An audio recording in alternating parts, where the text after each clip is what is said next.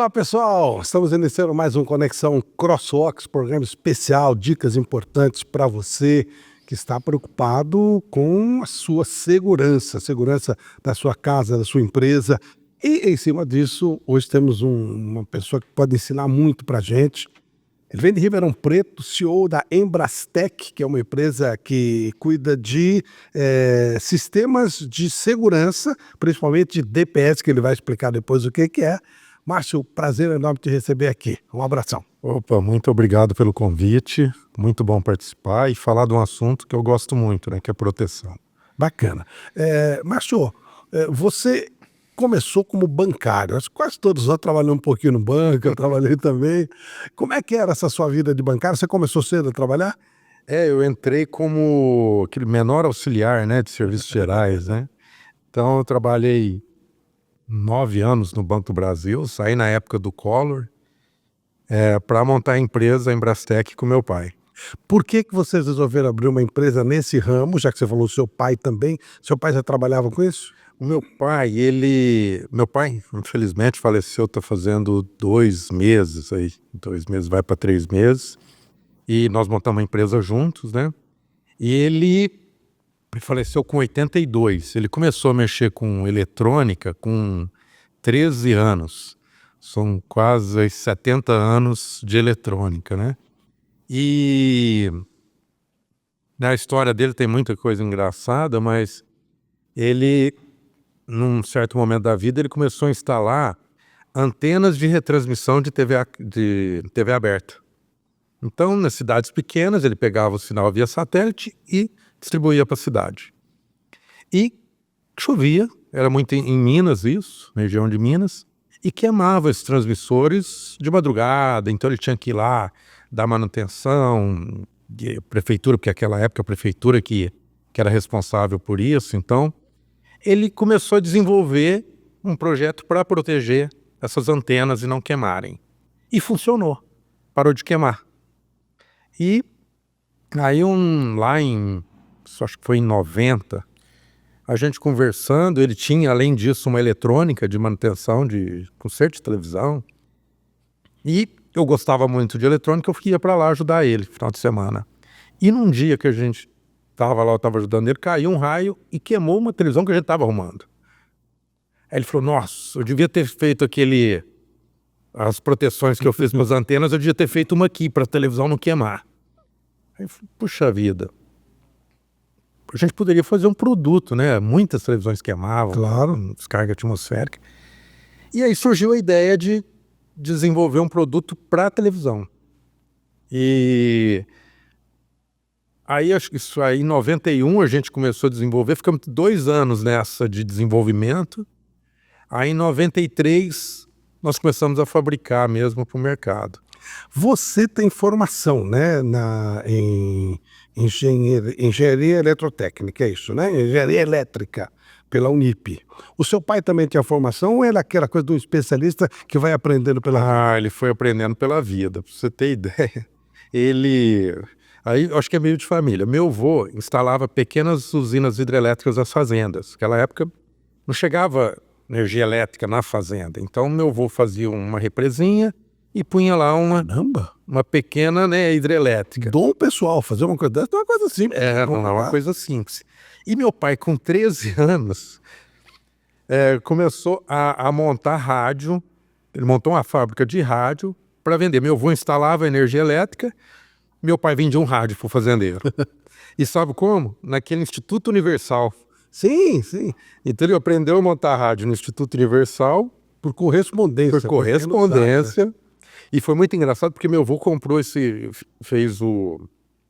assinou isso para ele.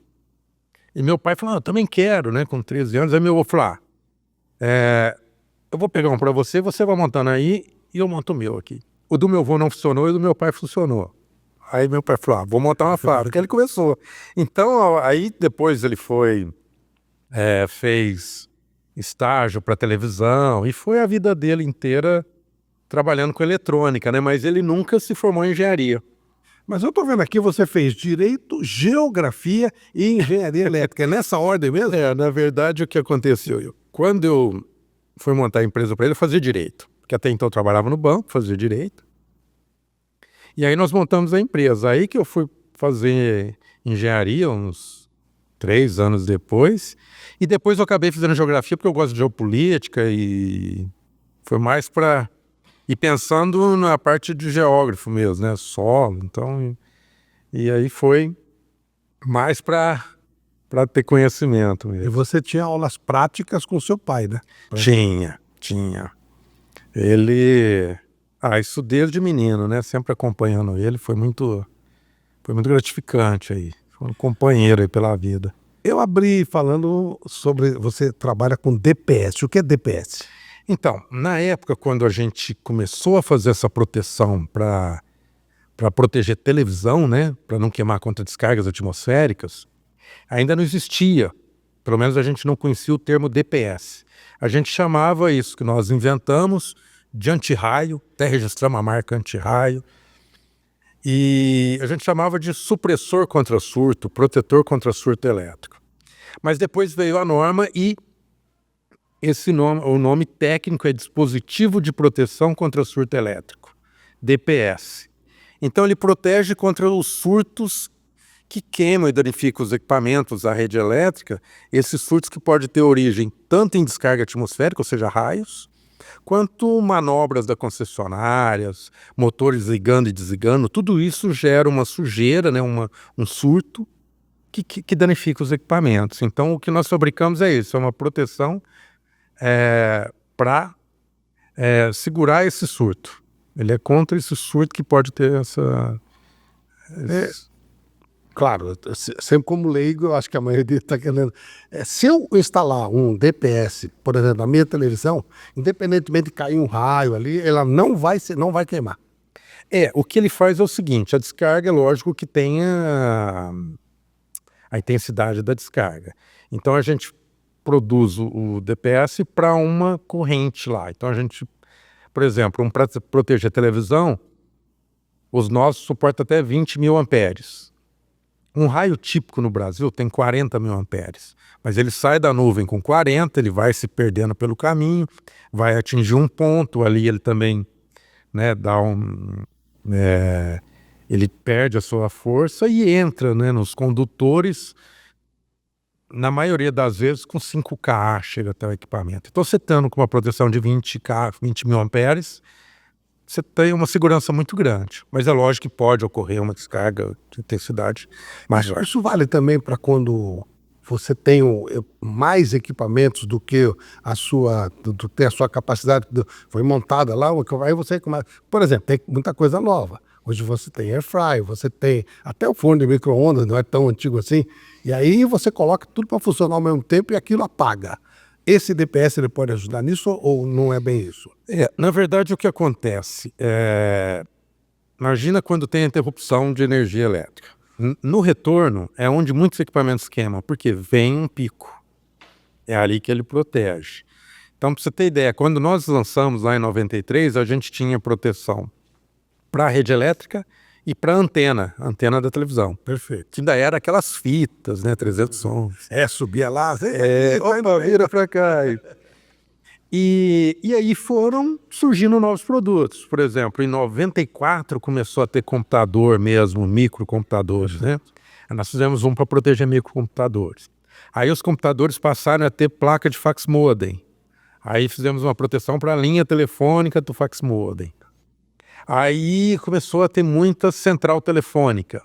Aí nós fizemos uma proteção para as linhas telefônicas. Então isso foi aumentando. Hoje são 1.500 modelos do mesmo produto, ou seja, de DPS tem 1.500 variações. Aí para câmeras, né, CFTV, para a parte de automação industrial, comunicação de dados, nos quadros de alimentação, na entrada, junto com o medidor, vai um DPS lá, para proteger a rede elétrica. Então ele protege toda a rede elétrica a partir daquele ponto. Só que é lógico que você precisa colocar outros, dependendo do tamanho da edificação, né?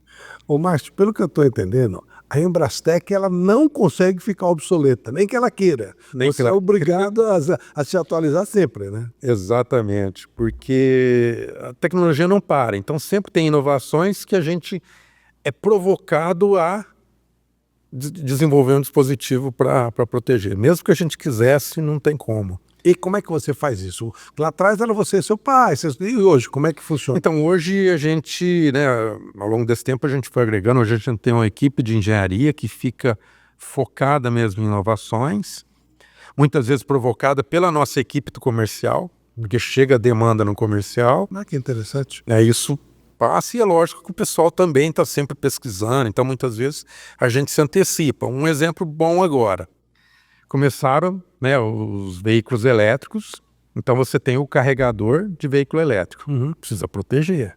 Então nós lançamos um dispositivo para proteger carregador veicular. E aí com algumas coisas específicas para esse tipo de proteção. Porque ele tem que ter um dispositivo diferencial para evitar choques, que não é o comum que a gente tem no quadro. Então, ele tem uma proteção mais específica. Então, essas coisas você vai sempre buscando evoluir, né?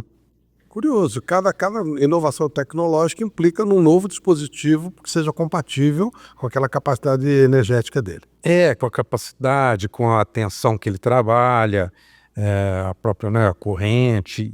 Então isso muda muito. Então o que a gente faz, na verdade, é como se aquele mesmo produto que a gente sempre tem, que é o DPS, e você calibra ele para aquele equipamento que ele vai proteger. Perfeito. Quanto melhor calibrado, melhor a proteção que ele dá. Ô Márcio, a Embrastek, ela trabalha só com grandes empresas ou ela trabalha em varejo? Por exemplo, eu vou encontrar um DPS desse numa loja comum para um determinado ponto da minha casa? Sim, a gente trabalha com alguns pontos de distribuição. A gente tem, lógico, aqueles clientes que a gente chama de corporativos, que são clientes maiores, que a gente atende diretamente. Tem o que a gente chama de montador de painel, que é aquela indústria que monta o painel elétrico e já entrega para a construtora esse painel pronto. E tem as lojas de materiais elétricos, que aí a gente fornece e aí é para varejo mesmo. Além disso, tem os distribuidores de material para fotovoltaico, que a gente tem uma proteção específica para sistema fotovoltaico. Então, esses são os maiores assim, que a gente tem de pontos de distribuição. No varejo, se eu for para querer comprar um DPS para fazer uma proteção na minha casa, eu consigo fazer isso? Eu, absolutamente leigo, é simples esse processo, digamos, para minha televisão. Pronto, eu quero proteger minha televisão. Sim, tem uma linha que a gente chama de plug and play, que é a norma chama isso, DPS, para não ficar muito chato, mas ele é dividido em classes. O DPS classe 1 é aquele DPS que ele pode ser exposto a uma descarga direta. Então é lógico que ele tem uma capacidade de desvio de corrente muito maior. Então ele vai nos quadros, geralmente no quadro de entrada. O DPS classe 2 é aquele para descargas moderadas, que caem nas proximidades. Então ele geralmente vai nos quadros de distribuição. Então imagina numa residência. Você tem lá próximo do medidor um DPS classe 1. Lá dentro da sua casa, na sua caixa de disjuntores, o DPS classe 2. E aí, próximo ao equipamento, protegendo o equipamento específico, é o DPS classe 3. Então, esse que a gente chama na nossa linha de plug and play, o usuário mesmo consegue instalar. Ele vai simplesmente desconectar, no caso da televisão, da tomada, plugar nele e ligar ele na... É bem simples. É bem simples. Tem a TV a cabo. Eu desconecto o cabo do decodificador da TV a cabo, plugo nele e ligo o cabo. Então é muito fácil a instalação. Agora os DPS classe 2 e classe 3 e classe 1, esse precisa do eletricista, porque realmente aí tem que estar habilitado para E é um equipamento caro para em casa, por exemplo? É muito barato. Pra você ter ideia, vamos dizer, esse classe 2, que é o mais utilizado, inclusive as concessionárias estão exigindo agora, CPFL. A CPFL, se você pede uma ligação nova, ela só faz a ligação se lá no quadro tiver o DPS classe 2. Então imagina uma residência que é bifásica, tem 2 fases. Você vai utilizar 2 DPS, um para cada fase. Se o neutro não for aterrado, um para o neutro também. Mas geralmente é aterrado, então você vai utilizar 2. Você vai pagar R$60 em cada um, R$120. Mais a instalação, que deve te cobrar aí uns R$100 por aí. Agora, esse para o usuário custa R$70, R$80, um para televisão. Não é nada muito barato. Pelo que protege, pelo valor, né, que ele agrega. Hoje nós temos televisões aí custando 30, 40, 50 mil reais. Sim, sim. É uma coisa muito séria. É muito sério e a proteção é muito barata. E fácil de instalar, né? Não é uma coisa que exige... Agora, Márcio, eu imagino que vocês recebam pedidos de projetos para grandes empresas. A CrossWalks é uma empresa que a gente vê que ela está em expansão o tempo inteiro. Cada vez que ela for expandir, ela vai ter que se proteger mais, obviamente. Sim. É normal vocês receberem esse tipo de projeto para proteção de grandes locais, de grandes empresas? Sim, que é esses clientes que a gente chama de corporativos, né? Então aí sim a gente faz a parte do projeto, muitas vezes com parceiros, porque a Embrastek é fábrica, então a gente não tem a parte de serviço. Mas aí a gente tem parceiros para fazer o projeto. E hoje, né, quando a gente começou lá atrás era muito difícil. Os próprios engenheiros não tinham conhecimento de como aplicar. Mas faz 30 anos, hoje já o pessoal já sabe. Então, numa expansão de uma área, né, num prédio. Então, a engenharia que vai estar projetando essa expansão já está habilitado para fazer a proteção e especificar os DPS corretamente. Por que a sede é em Ribeirão Preto?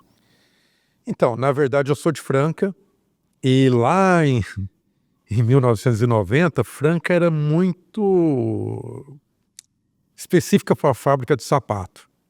Isso. E Ribeirão Preto já tinha fábricas de equipamento odontológico, equipamento médico. Então a gente montou a fábrica, foi quando eu mudei para Ribeirão Preto, justamente pensando em mão de obra mais especializada, para ter uma facilidade nesse sentido. E estamos lá há 32 anos. Isso muda alguma coisa em termos de logística? Porque, obviamente, você deve atender São Paulo, que é a sua cidade, né? Em termos de logística, tudo bem? Não tem... A Ribeirão Preto tem essa vantagem, né? A logística em Ribeirão Preto é muito boa. Você está na Anhanguera, que tem, né? Para São Paulo é muito rápido. E para o Brasil inteiro a gente tem transportadoras lá que a gente não tem dificuldade. Inclusive a gente está exportando, para exportar também. Legal. É fácil assim. Para onde vocês exportam? A gente já exportou para Espanha, para Paraguai e Uruguai. Só 2 semanas atrás eu estive na Colômbia, que a gente está justamente pensando em expandir para lá. Isso é uma expertise mesmo que vocês criaram, né? Obviamente deve ter outras empresas, concorrentes, etc. Sim. Mas é uma coisa que vocês criaram, até porque você falou em termos de Espanha. Não é uma coisa simples, né? Não, e foi muito interessante que a gente foi encontrar concorrente em 95, ou seja, uns 3 anos depois que a gente começou a fabricar, que aí a gente encontrou concorrente. Foi muito interessante isso. Até então a gente achava que, inclusive na época fizemos depósito de patente, porque foi, né, descobrimos a América. Mas aí a gente viu que tinha outras empresas também fabricando. Na Alemanha meio que é o berço da proteção, tem muitas empresas boas lá. Mas é muito interessante a gente entender e perceber que a gente consegue concorrer com produtos alemães com a mesma qualidade, isso saindo do Brasil. O que a Embrastek tem em termos de projeção para o futuro? O que nós vamos ter aí? Porque outro dia eu estava vendo qualquer coisa na rede social e vi um rapaz com 2 maletas voando e entregando um lixo, né? Foi na China, provavelmente. O que nós podemos esperar? O que a Embrastek pode nos dizer em termos de futuro? Já que, claro, vocês têm que se programar para proteger o futuro também, né? Eu acredito que assim, cada vez mais a eletrificação das coisas estão acontecendo, né? Antigamente a gente não tinha forno micro-ondas, não tinha máquina de lavar louça, não tinha... Hoje até churrasqueira elétrica, então a eletrificação ela é inevitável. Então a gente cada vez mais está sujeito a descargas atmosféricas. Então essa proteção essa eletrificação vai exigir da gente uma proteção maior. Porque, queira ou não queira, o usuário também está em risco, né? Então, quando a gente fala de proteger a rede elétrica e proteger os equipamentos, é o ponto de contato, mas você está protegendo vidas. Perfeito. Né? Então, é muito importante a gente ter essa noção. Hoje o mundo fala muito em trabalhar normas ESG, a própria CrossFox é muito preocupada com isso. Isso bate diretamente com aquilo que vocês fazem, né? Toca diretamente nesse ponto. A partir do momento que a gente trabalha mais a eletricidade e saia do combustível fóssil, a Embrastec entra muito nisso, né? Sim, porque essa transição energética, né, que é de sair de combustível fóssil, passar para renováveis, ela vai exigir uma proteção. E detalhe, né, a gente protegendo os equipamentos eletrônicos, você evita o que descarte de um material, de um equipamento que ainda teria uma vida útil maior. Então você acaba ajudando sim a natureza, essa parte de sustentabilidade. Quantos funcionários vocês têm? Hoje nós estamos com 160. Uau, que maravilha, hein? Hoje nós fabricamos uma média de 140 a 150 mil DPS por mês. Nossa, é impressionante. E claro, tendo demanda para isso, né? Tendo demanda. Impressionante. Porque se a gente for eu costumo multiplicar por 4, nós estamos falando de mais de 700 mil pessoas impactadas diretamente. Sim. Coisa. É muita coisa. Vocês começaram lá atrás, você imaginava? Não, a nossa expectativa era vender 1.000 peças. O dia que a gente conseguisse vender 1.000 peças por mês era o nosso ponto de, né, top. Hoje a gente fabrica 8.000 peças por dia, né? Então, Nossa, que maravilha. O seu pai, você falou, você o perdeu há poucos dias. Teu pai trabalhou até o final da vida? até o final da vida. Ele faleceu num sábado, na quinta-feira a gente estava com um problema. A Embrastec é muito verticalizada. Tudo que deu para trazer, para fazer dentro da empresa, a gente trouxe. Então a gente faz inclusive a injeção plástica dos gabinetes. E meu pai adorava essa área. E a gente estava com um problema no molde. Na quinta-feira, antes dele falecer, ele resolveu o problema desse molde de injeção. Faleceu no sábado. Não só estava trabalhando, como estava trabalhando com inovação. Ativamente, com 82 anos. E pensando em inovação, né? Em inovação. Coisa legal, coisa bacana. Muito bacana. E é você sozinho hoje, você toca, sozinho que eu digo no comando, óbvio, né? Sim. Uma empresa, ela depende do mundo. Sim. A gente... a minha esposa, né? Ela é minha sócia. Mas aí eu tenho uma irmã que trabalha comigo na parte comercial e tem também um irmão que trabalha na parte a gente criou uma sigla, OPEX, que é Excelência Operacional. Então ele que cuida da parte de automação e melhorias, mas... Segue uma empresa familiar. É uma empresa familiar. Bem curioso, bem interessante. As pessoas, de um modo geral, elas estão mais atentas a esse lado de proteção ou você ainda vê muito risco, muita gente perdendo a vida por não ter esse cuidado ou por não ter essa orientação? Como é que você vê esse lado? Ainda continua, né? A rede elétrica, por ela ser invisível, as pessoas meio que menosprezam o risco que existe. E então existe ainda muito, a gente até está participamos aqui em São Paulo com o Regis, que ele é um eletricista que ele faz uma campanha Choque Elétrico Mata, então ele trabalha justamente divulgando isso e a gente participou com ele de treinamento para eletricistas, porque muitas vezes o eletricista, quanto mais tempo ele tem, ele fala, não tem perigo, ele acaba correndo mais riscos. Então ele corre mais riscos, né? Então é muito importante a gente estar reciclando e falando desse risco, pensando no trabalho com a energia elétrica mesmo. Mas ainda existe o risco da descarga atmosférica, que aí o Brasil é um dos países com maior índice de descargas atmosféricas, por estar no hemisfério sul, é o maior país tropical, então são muitas descargas, são mais de 80 milhões de raios por ano caindo no Brasil. E uma média de 100 pessoas morrem por ano no Brasil por descarga atmosférica. Nossa, coisa. Então, assim, tem que ser divulgado. O INPE tem uma plataforma, você entra no site dele, É muito fácil, colocou no Google ELAT, já abre a página e lá mostra as descargas atmosféricas que estão ocorrendo online. Então você vê o que está acontecendo, o risco. Até uma coisa interessante, uma parceria que a gente está fazendo com o professor Moacir Lacerda, ele desenvolveu um sensor para monitorar o risco de cair uma descarga atmosférica. E a gente, como é um desenvolvimento, é pela FAPESP, ele precisava de alguém para industrializar. Então ele entrou em contato com a gente está fazendo os primeiros produtos, são 20 sensores. E esse sensor, por exemplo, num campo de futebol, se você perceber que está aumentando o risco de descarga atmosférica, você pode tirar o pessoal antes. Nossa, é uma previsão de raio. Uma previsão de raio. Tempo é previsão de raio. Porque ele mede o campo elétrico. Ou seja, o campo está carregado, tem risco de acontecer uma descarga atmosférica. Agora, semana retrasada, aí teve uma descarga que caiu no Peru, acho que morreram 2 pessoas. Então, lembra no São Paulo, lá? Sim, o Ramos, sim. Que graças a Deus está aí vivo e trabalhando no São Paulo. Exatamente. Então, você poder prever isso e tirar as pessoas... Teve uma vez do Palmeiras também. Carlos Alberto também foi atingido. Esses campos abertos, eles são sempre uma área de perigo. É um risco, porque você não tem como proteger ele. É diferente, porque o pessoal pensa que, sei lá, que o para-raio,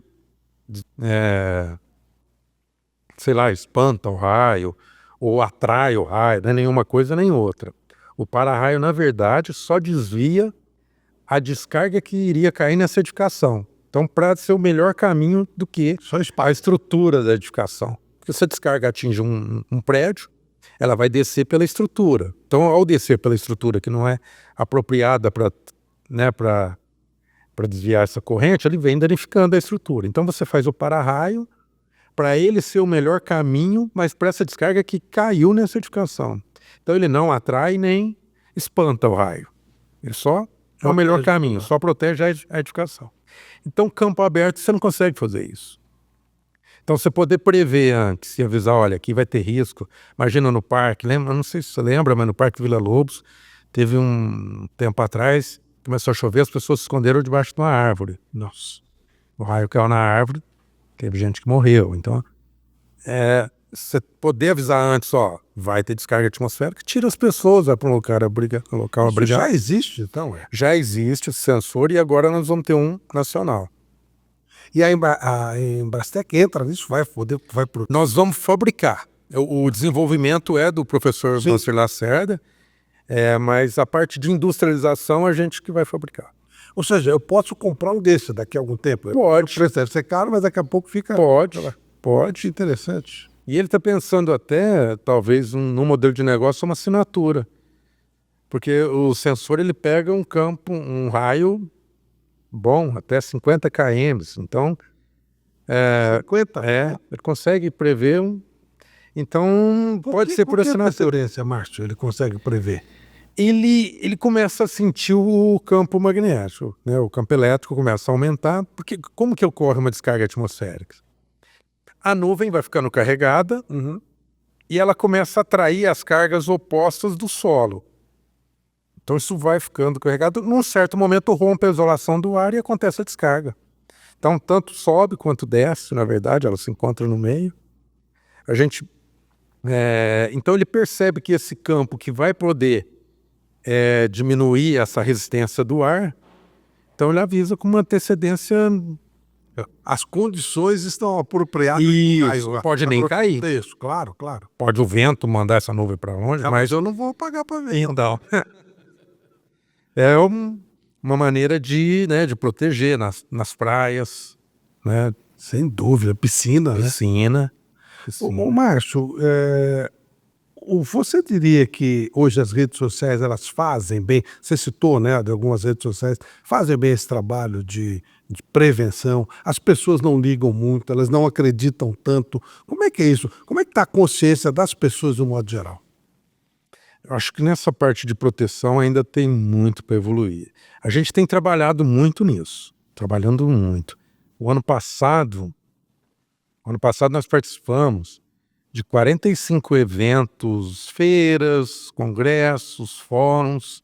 Esse ano a gente vai terminar agora em dezembro, com o último que vai ser em Feira de Santana.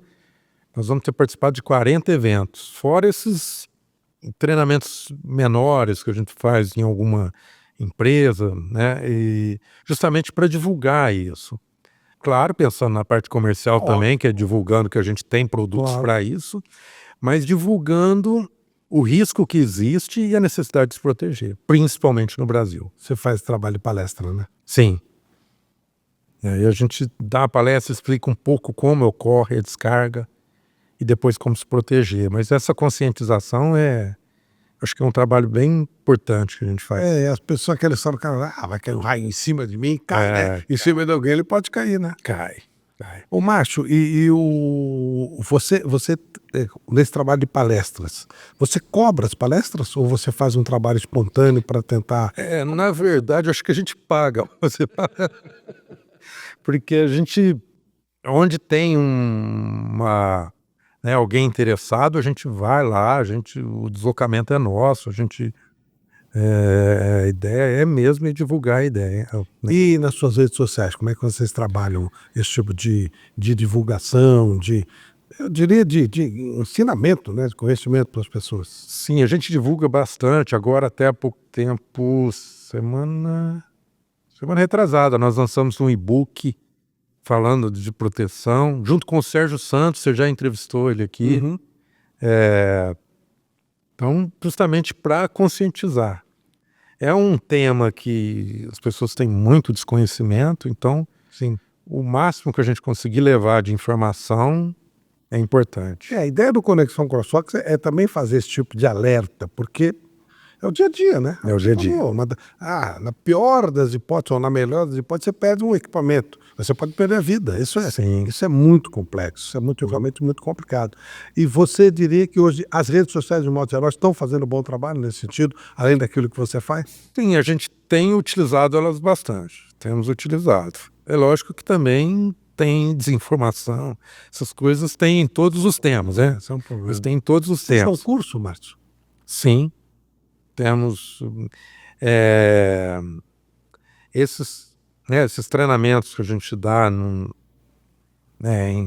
gente dá em lojas para eletricistas. Inclusive, o ano que vem nós estamos focados muito nisso, em dar esse treinamento. E a gente tem feito muito online também, treinamento online. Então você reúne um pessoal que está interessado e está ali Quem tiver interessado está vindo ali, como é que faz para entrar? Quem tiver interessado pode entrar em contato com a gente. A nossa equipe de engenharia está lá à disposição, inclusive, para marcar treinamento. Tem um pessoal que fica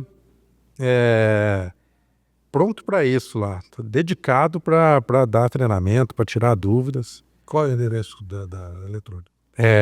www.embrastec.com.br. O TEC é de tecnologia. Tecnologia. Termina no C, né? Termina no C.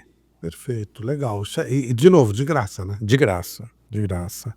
E muitas vezes se a pessoa tem dúvida, eu tenho um equipamento, preciso proteger, a gente direciona isso, tem que proteger e pode utilizar tais e tais equipamentos. Até a consultoria vocês fazem. Até a consultoria. Nosso pessoal de suporte técnico dá muito essa informação, porque as pessoas realmente não sabem. Né? Ainda não sabem como se proteger. Deixa eu voltar para a história do protetor de raio aí, do que vai fazer previsão, que sempre foi legal. Desde quanto tempo você acha que nós vamos ter isso sendo comercializado? A ideia agora, em dezembro, a gente vai entregar os primeiros 20 sensores. E aí, para o ano que vem, o Moacir está, inclusive, com já em tratativas com o pessoal do Clima Tempo, justamente para tentar massificar mesmo. Porque é uma segurança importantíssima. Ele é o Clima Tempo do raio, né? Exatamente. Quando você falou disso, eu estava pensando nessas grandes empresas que fazem previsão do tempo, com um índice de acerto espetacular. Cada vez melhor, né? Melhorou muito. É muito difícil mudar, né? Sim. Eu lembro lá atrás, do Narciso Verniz, na Jovem Pan, ele não tinha as condições que tem hoje. Mesmo assim, o índice de acerto dele era muito grande. Mas hoje a condição, hoje é tecnologia pura, né? Sim, sim. Tem sensor espalhado para todo lado. E agora podemos ter essa história do raio que eu achei bem interessante. É fantástico, né? Muito. Eu perdi amigos, né, com a história de raio. Eles foram se proteger debaixo da árvore, é tal história. Mas como é que você vai saber? Imagina, criança, meninos, né, quando eu era criança. Os meninos começou a chuva, eles correram para debaixo do eucalipto. Para se proteger da chuva, né? Mas não entende que ali é um risco de descarga atmosférica. E não é que a árvore atrai, mas ela é um ponto mais alto que a descarga tende a atingir a árvore. Gramado, né? Era um gramado, um campo de futebol, e atrás tinha as árvores, eles foram exatamente lá embaixo. É. E assim, até uma informação, se estiver num campo aberto, o ideal é ficar com os pés juntos, porque o maior problema é a diferença de potencial de um pé para o outro pé. Ah, é? Que a descarga sobe, quando o raio toca o solo, ele propaga em círculos, né? Então cada ponto está com uma tensão enquanto ele está se propagando. Então se você está com as pernas abertas, esse pé está num potencial, esse está em outro. A corrente circula, é onde a pessoa fibrila e pode morrer. Por isso que gado morre muito. Tem 4 patas, né, com diferença de potencial. Então é sempre pé juntos e de preferência agachado. É uma maneira de se proteger, se não tiver outro jeito de se abrigar, Que é um né? pouco mais baixo, né? Sim. É isso, né? É. Se você tá 1,70 m e tal, se você agachar, você fica com 1,5 m, 1,20 m. Você começa a dividir o risco com mais itens, né? Olha que interessante. Bem interessante. Há pouco tempo, numa das entrevistas, eu fico muito ali na região da Avenida Paulista, e o entrevistado, até me perdoa, não vou lembrar o nome agora, que felizmente a gente trabalha muita gente aqui. E ele disse que a região da Avenida Paulista, quando chove e chuva com potencial de raio, o ideal é entrar em algum lugar, porque ali é um lugar muito alto e em cima do que você falou, né? Ele é o primeiro campo aberto que vai ser encontrado. Sim, e tem muitos prédios, né? Então a descarga tende a atingir o prédio e, queira ou não queira, tem a descida e tal. Viu? Existe um campo ali, né? Márcio Rosa, prazer muito grande falar com você, conversar com você, aprender com você e assim, eu sou muito fã dessas empresas familiares, onde começa com o vovô lá atrás. Imagina o que o seu avô lá de cima está vendo e vai dizer assim, olha onde a gente chegou. Sim, é verdade, verdade. Ele instalando pequenas usinas hidrelétricas e para onde bifurcou. Mas é muito bom você estar falando disso, né? É legal, é legal. Parabéns, é um trabalho bem bacana. Eu te agradeço muito. Temos um brinde da nossa CrossFox para você levar como lembrança desse nosso contato. Opa. Eu te agradeço demais. Opa, muito obrigado. Muito obrigado. Demais você se deslocou de Ribeirão Preto para nos atender. Só posso agradecer bastante a você. Eu agradeço muito o convite. Obrigado. Falamos com o Márcio Rosa, muitas dicas legais. Você que pegou a entrevista no meio, volta, vale a pena. Tem muita dica interessante para a sua segurança. Conexão CrossFox fica por aqui. Abraço.